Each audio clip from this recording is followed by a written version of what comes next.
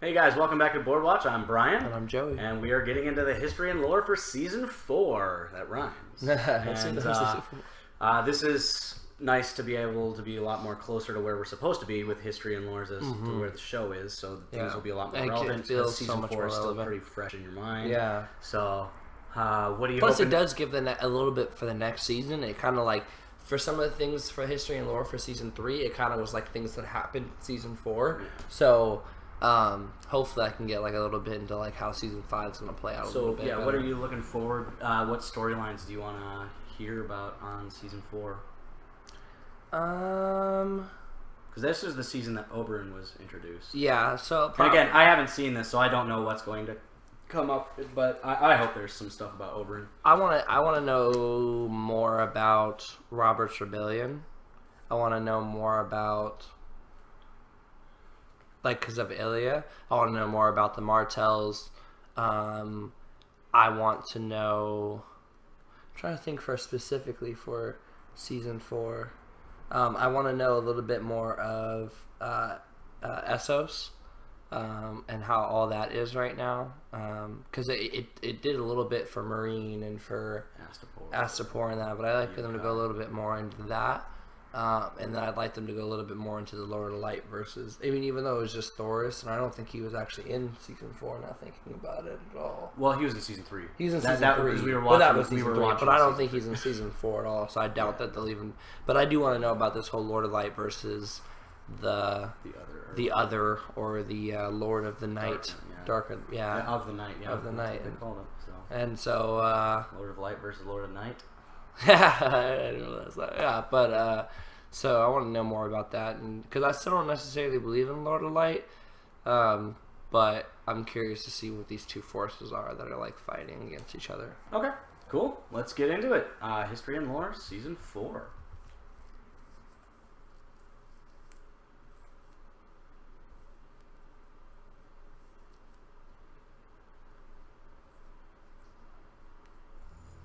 You can hear a maester coming long before you see him, thanks to the jangling chains he's forced to wear around his neck.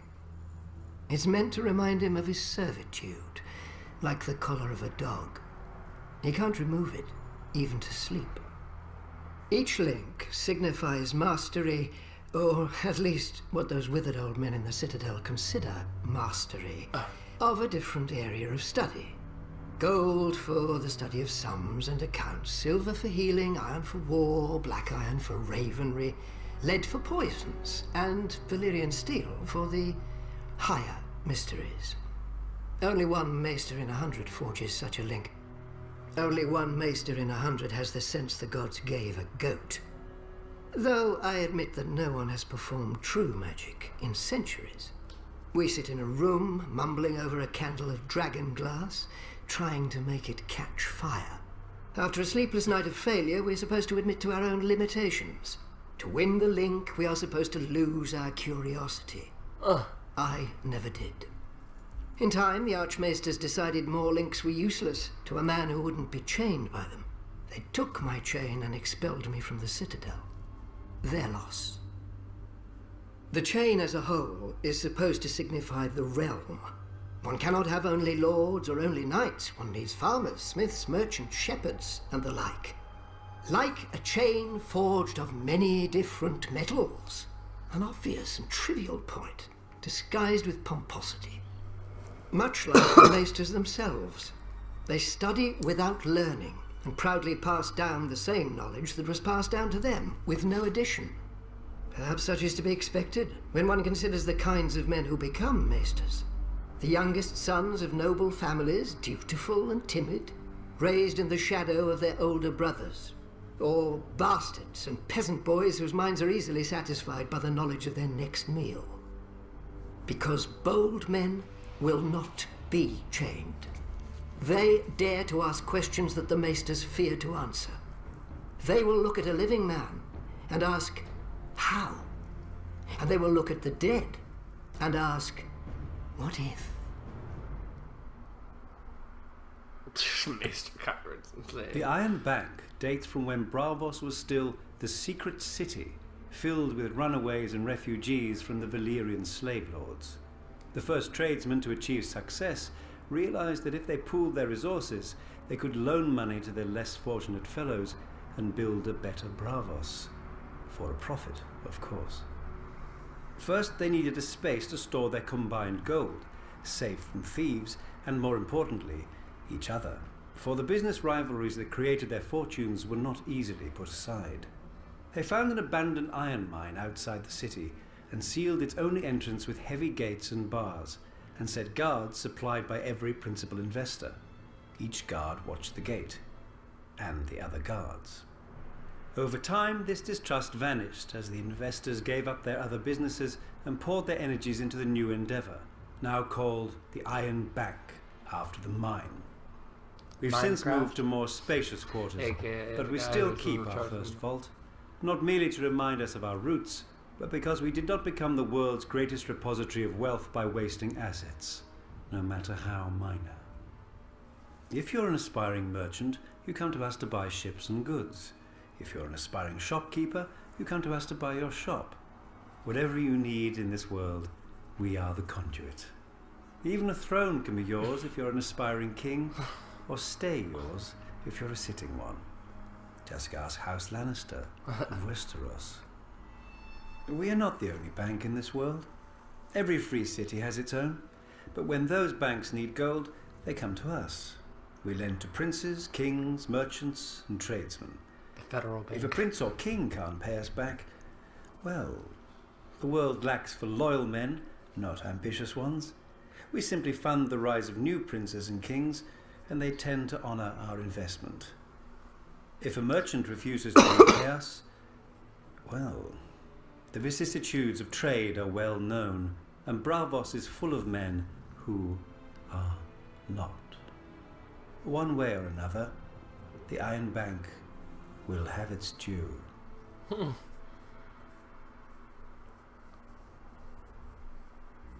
Sellsword pretty much sums it up.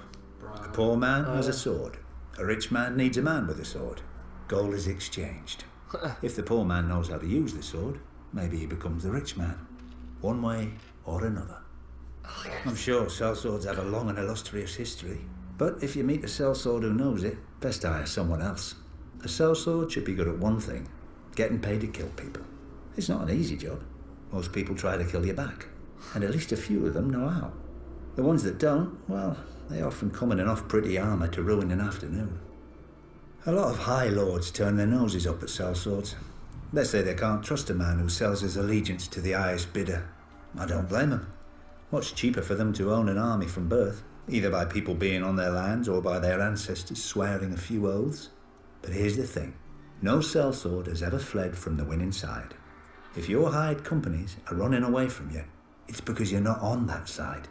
And you didn't pay them enough to die with you. Not that you could. Sellswords don't get rich dying for their lords. Sellswords don't really get rich. Some of the Eastern companies on Essos do fine. The Golden Company, the Second Sons, the Windblown. Always a bit of fighting to be had in the free cities. Even if those merchant princes can be as tight as an old man's cunt. But then you're stuck in the heat and dust, hoping some dumb rich prick doesn't try to hire your company to fight Dothraki, because your dumb greedy captain would probably take it. Hedge knights, now, are a different breed. Take a sellsword and remove the scents. They get their name from where they sleep, under the edges of the Seven Kingdoms, in ditches, in stables. They don't have the family name or the purse like real knights, so they spend all their money on armour and a horse, and ride in tourney after tourney in the hope of impressing some lord or winning some prize. One loss, and a lot of them are ruined. They can't ransom back their armour, even if they win. Think what a knight's good for. Killing men. You know how you train for killing men? By trying to kill men. Not prancing round with a blunted stick, bowing and waiting your turn. Maybe you think I'm just insulting the competition, so you hire me instead. Well, of course I am. So don't hire me. Hire a sellsword with educated heirs who tells you all about the great battles he's heard of. Or a hedge knight who's won a few tourneys, starting to build his name. And the man you're fighting against? He hires me.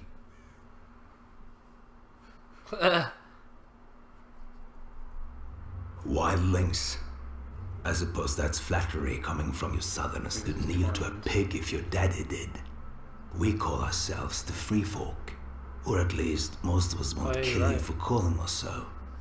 Some will, aye. But that's just the way of it in the true north. Beyond your great white wall, where your laws and kingdoms end, and men live free. And die cold. For we live close to our land, and she's a terrible wife. Fail to obey her, and she kills you. On the frozen shore, so deep is the snow that men ride chariots made of walrus bones, pulled by packs of dogs. The Hornfords have it easier in the mountains. The cold so hardens and blackens the soles of their feet that they don't even need boots. The cave people spend their lives in the dark, doing gods know what with gods know who, or what. The Thens have one of the only nice bits of land up here. A valley in the far north, near the end of the Frostfangs, with game, copper, and tin for shiny bronze weapons. Better than the rusted old blades most of us have. With such advantages, they could be a generous, friendly race. They're not. As young boys, they burn their faces and rub ash and dirt into their wounds. Scars more than their face, I think. They follow their Magnar, who's the kind of man who can rule these kinds of men. I know what you Southerners are thinking, and no, the Magnar is not a king. More like their god, though not one you'd care to follow if you don't sleep with your eyes open. Then there are the giants, a proud race as old as the Frostfangs and about as tough. They speak the old tongue, when they speak at all, though they understand more common than they let on. They're not the monsters you Southerners think. Once I was caught in a winter storm so cold, I knew I'd freeze to death before it broke. Lucky for me, I stumbled on a sleeping giant, cut open her belly, and crawled right up inside her. Kept me warm enough, but the stink nearly done me. The worst thing was, when she woke up, she took me for her babe.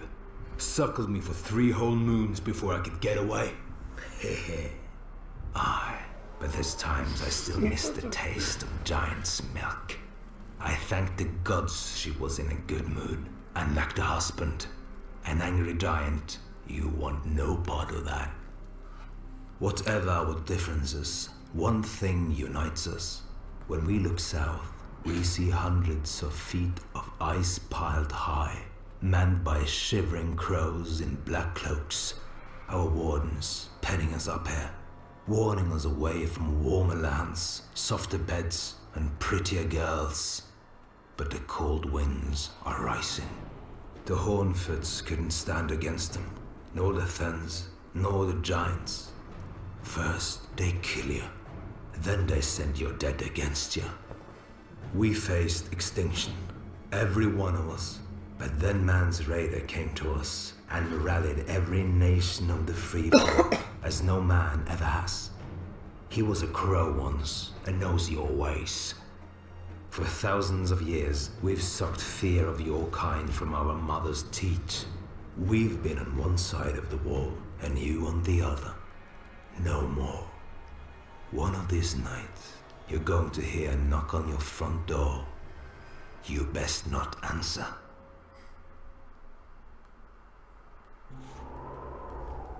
Nobody really knows how the wall was built. Yes, every child hears how, in the days of the first men, Brandon the Builder raised the wall with magic and giants and set the Night's Watch to guard it. But nobody thought to write down the story until thousands of years later, and the Septons who did it weren't much for accuracy. I mean, they have knights bumbling around thousands of years before there were knights. Sorry, bad habit. But even if magic and giants built the wall, it's the Night's Watch who have held it.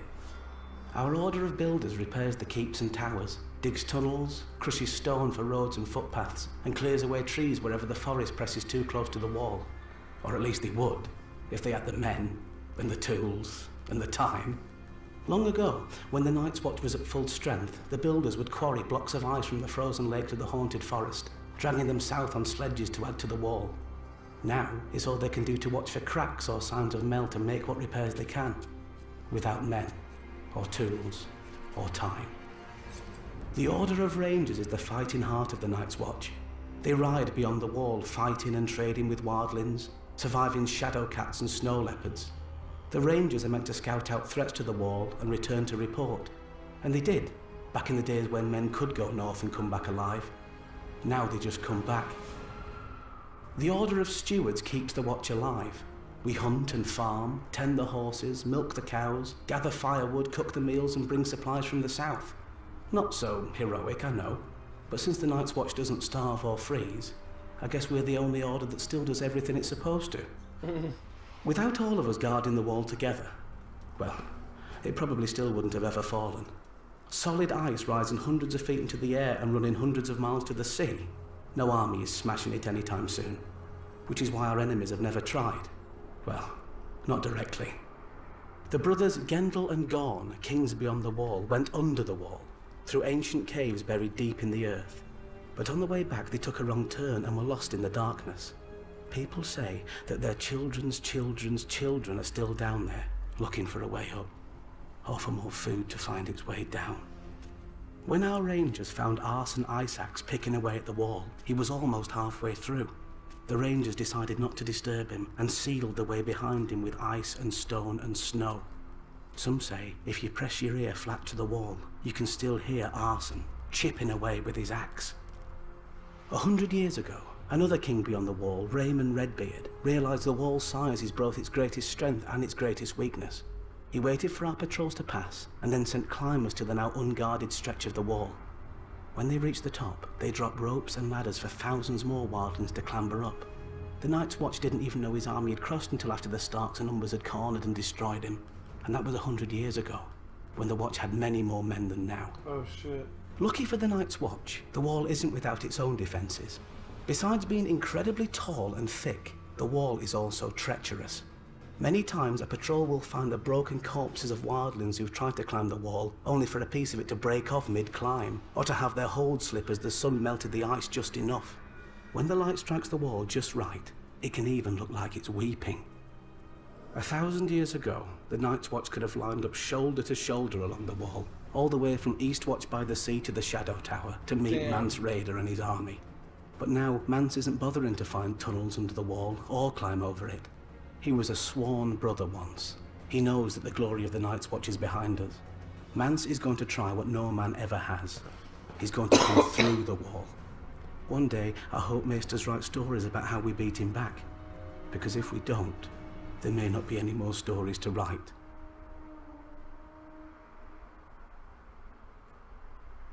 From the east coast of the Vale, the fingers reach out into the narrow sea. 4 rocky peninsulas plagued by wind and rain, and barren to all but the hardiest of weeds. The ancestral home of House Baelish. Our house began with my great-grandfather, a Bravosi sellsword who came to the Vale at the invitation of House Corbray. My grandfather raised himself to the status of hedge knight, and even managed to acquire a bit of land and a keep on the smallest of the fingers, though I do believe he often missed sleeping under his titular hedges. The only thing worse than owning a dreary and desolate land is owning only a small portion of it. Luckily, I didn't spend much time there as a child. During the War of the Ninepenny Kings, a cheap name for a cheap cause, where other men fought for the king my father fought to befriend Hoster Tully, Lord Paramount of the Trident and head of one of the oldest and greatest houses in Westeros. Thanks to my father's heroic efforts, Lord Hoster agreed to foster me at Riverrun with his own children. Until then, my whole world had been a small tower on the gull-stained rocks of the Fingers. But when I first saw the stone walls of Riverrun rising from the Trident, towering over me, back then I was a little more easily impressed. The boy in me thought the gods themselves must live in such a place. I soon learned otherwise. Lord Tully's son, Edmure, was quick to ensure I would never forget myself in their house. He nicknamed me Littlefinger, after my size and homeland, and the name was just cruel enough to stick. His sisters, Lysa and Catelyn, made me a pawn in their kissing game, traded back and forth between them for practice. Needless to say, I enjoyed spending time with them more than Edmure. As we grew older, the game began to change, as all games do. Lysa grew more bold, and Cat more demure. When Lord Tully announced Cat's betrothal to a brute from the north whom she'd never met, I realized her duty would outweigh any feelings she had for me. Fool that I was, I challenged this Brandon Stark to a duel for her hand. He was a warrior, I was a boy. If Cat had not intervened, he would have killed me and laughed over my corpse. For my insolence, Lord Tully banished me from Riverrun. No matter. I had learned everything I needed by then. I would fight my battles not with swords, but with wits. A few men could match me. Even then, House Baelish might have died out on the rocks of the Fingers. I was again a poor lord, with no allies and no prospects, except, if I were lucky, the daughter of a middling merchant. Then, opportunity arose. The Mad King executed that Brandon Stark and incited a rebellion.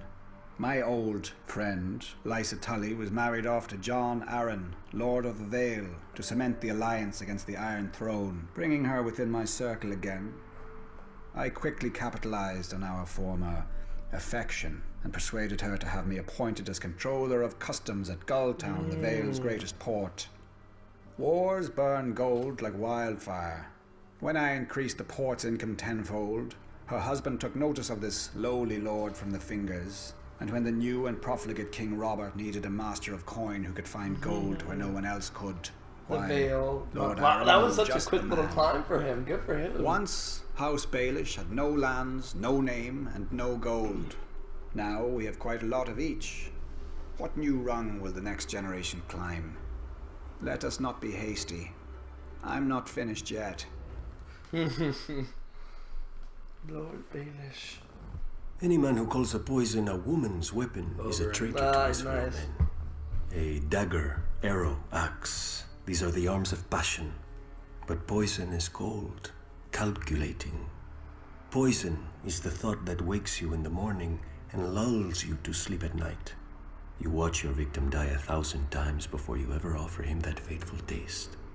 Is a man's hate so inferior to a woman's that we are to be denied such a weapon? When I was a boy of 16, a great lord caught me with his mistress. He should have been honored. Instead, the fat old fool challenged me to a duel, thanks to my age and status, only to first blood. But his mistress and his wife warned me which of my parts he intended to draw first blood from. He was strong and fierce, but slow. I caught him quickly, and the duel ended with honor satisfied. Then his wounds festered, and he died. Ever since, men have called me the Red Viper, a name that never fails to draw a laugh from me. It sucks that he died, man. Serpent was all I knew of venom. Essence of nightshade is the gentlest of poisons. A drop dissolved into wine will slow a pounding heart and stop a hand from shaking. 3 drops will grant a night of deep and dreamless sleep. 10 drops, and you will have a sleep that does not end. Basilisk blood. It will give cooked meat a savory smell, but if eaten, it produces violent madness in beasts as well as men. A mouse will attack a lion after a taste of basilisk blood. But to a man who knows his art, is not passion a form of madness? Widow's blood forces a man's bladder and bowels to fail. He drowns in his own poisons, a slow and painful death. It has earned its name many times, I am sure. The tears of Lys, a rare and costly poison. Clear, tasteless, and odorless. Dissolved in wine or water, it eats at a man's bowels. He dies in agony, which will not appear unusual if the victim is old or sickly. A favorite tool of impatient heirs. Across the world, on certain islands of the Jade Sea, grows a certain plant. The leaves must be aged and soaked in a wash of limes, sugar water, and certain rare spices from the summer isles. Afterward, the potion must be thickened with ash and allowed to crystallize. The process is slow and difficult, the necessaries costly and hard to acquire. The alchemists of Lys know the way of it, and the faceless men of Bravos and the maesters. Dissolved in wine, it makes the muscles of a man's throat clench tighter than any fist. A victim's face turns as purple as the little crystal seed from which his death was grown. And so we call it the Strangler. Oh, that's what Joffrey died from. Which of these vials would I take from its shelf, you may ask? They talked about it during the trial. Yeah. To kill a man at his table or in his bed bores me. To toil hours over a boiling pot, measuring and stirring, bores me. How life begins is always entertaining, and my kind must make sure its end is worth our wait. Unbowed, unbent, unbroken. The words of House Martell. A promise to our enemies and a challenge to our lovers. Thousands of years ago, the warrior queen Nymeria crossed into Dorne from Essos, fleeing the dragon lords of Valyria. After she landed, she burned her ships, all 10,000 of them, so no cowards could slink home. What a woman! Dornish in spirit before she ever was in flesh. She was lucky to land in Dorne, where powerful women are not locked away in septs and the beds of old men. My ancestor Mors Martell saw her and desired her, and proved that where armies fail, a tongue may succeed. Wedding his strength to hers, his spear to her son, they subdued all his rivals together. After the tradition of her people, House Martell then ruled Dorne as princes, not kings. Unless the eldest child was a daughter, for unlike the rest of Westeros, our loyalty isn't commanded by a cock. We follow a prince or a princess Martell just the same. And we always have. Some people forget that Aegon Targaryen crowned himself lord of 6 kingdoms, not 7. When his sister marched on Dorne, she found no mighty hosts drawn up against her for her dragon to burn and her soldiers to slaughter. The sands swirled, men died, and her dragon saw nothing. The sun shone, men died, and her dragon bowed to our greater fire. The Targaryens retreated with their tails tucked between their legs. Of course, in later years, his descendants would try again. Daeron the First succeeded at great cost and reigned in Dorne for a few glorious months. One night, his steward pulled down a sash by his bed to summon his consorts. Instead, the canopy split open and 100 red scorpions fell on him. He was a Tyrell. You would think he would be used to getting stung. Within a fortnight, House Martell again ruled a free Dorne. Eventually, after centuries of courtship, House Martell got into bed with the Targaryens. We took King Daeron II and his sister for our own before they could take each other, and 6 kingdoms became 7. Even now, I do not blame my ancestors. One look at those long, silver locks. It is not every day a man gets to ride a dragon. But they soon learned that you can't leap off a dragon at will. My sister Elia, she married Prince Rhaegar Targaryen and became the princess she already was. In Dorne, she walked among vipers, and none would bite her. In King's Landing, she found herself surrounded by lions. When Robert Baratheon rebelled against his rightful king, his future father-in-law, Tywin Lannister, ordered his beast, Gregor Clegane, to rape and murder my sister, along with her helpless children. And men called the Lannisters heroes. Now, Lannisters sit on the Iron Throne, surrounded by the blasted swords of Aegon's broken foes. I wonder if they remember, as I do, that none of those swords are ours. I wonder if they see, as I do, my sister's red blood soaking into the stones of their precious red keep. Maybe they need reminding. The lion may be a mighty beast, but pride always lifts his gaze to the horizon, never seeing in the grass the viper. Fire made flesh. Such is the nature of dragons, claim the Eastern mystics. For once they may have a point, though not the one they think. Fire consumes, leaving at its end naught but ash. Thus the fate of the Targaryens and their dragons.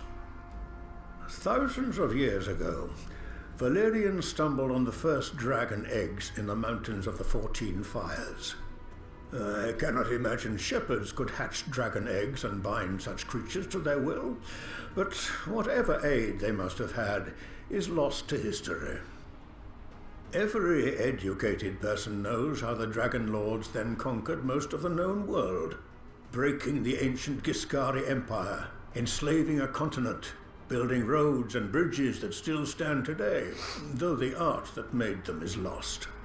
An empire of marvels and misery. And now what is left of Valyria? A smoking wasteland. Ash.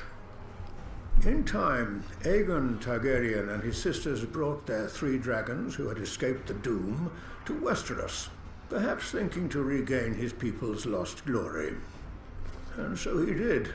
On the field of fire, he proved that armies were no match for dragons. At Harrenhal, he proved that mighty castles weren't either. Aegon Targaryen became Aegon the Conqueror, first of his name, founder of a dynasty. His first act? To order his dragon Balerion, the Black Dread, to melt the swords of his beaten foes into his new Iron Throne. For over 100 years, the Targaryen dragons cemented their breeders' hold on the 7 kingdoms, if not each other. When Targaryen fought Targaryen in the civil war called the Dance of the Dragons, an angry mob stormed the Dragon Pit, that huge, now ruined vault where the Targaryens stabled their beasts. Thousands died, but through sheer numbers and madness, 5 of the Targaryen dragons lay dead by the morning. Which was perhaps too many. Thereafter, each generation of dragons grew smaller than its parents. Their skulls used to line the throne room of the Red Keep in order of birth. The oldest, Balerion, could swallow an ox whole. The last skull was barely the size of a dog's.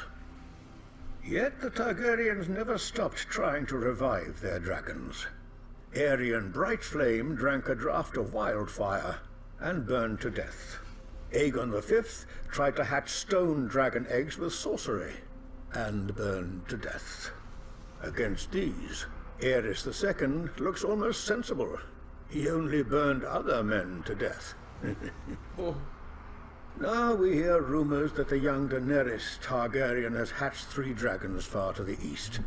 If she were to be so foolish as to march on Westeros, she will not find, as her ancestor Aegon did, 7 disparate kingdoms frightened by her strange beasts. She will find a continent united behind Lord Tywin Lannister, who extinguished her own father's flame. And we have known dragons now. We have seen them die. Justice is a funny thing. For the poor, it's what keeps them alive. And starving, depending on how the local lord feels about his woods, his streams, his crops. For the rich, justice is what you get if you're not careful enough, or rich enough. Usually how it works is, you commit a crime and the local lord sends his guards after you. Or your victim's family kills you, and the guards go after them instead. Or you do nothing, and the guards come after you anyway. Either way, someone is brought before the Lord and he decides what's to be done. Could be a fine if you're rich enough to pay it. Otherwise, it's the dungeons, the chopping block, or the wall. You'd think most folks would choose the wall. The north is nasty, dark and cold, but so are most dungeons, and every man knows how the Night's Watch earn their name. All they can do is watch. I don't blame the men who choose a quick chop, rather than life without one of its few joys. If you're in the capital, it's the King's Justice who takes your head. Elsewhere in the south, the headsman of the local lord. But in the north, it's the lord himself. The man who passes the sentence should swing the sword, they say up there. Sounds noble, but given some of the northern lords I've met, they just don't want anyone else spoiling their fun. If you're so unlucky to be in the Vale when you're caught, you might never make it to sentencing thanks to their sky cells. Open on one side to a long fall, with the floor sloping down towards it like a woman's thighs.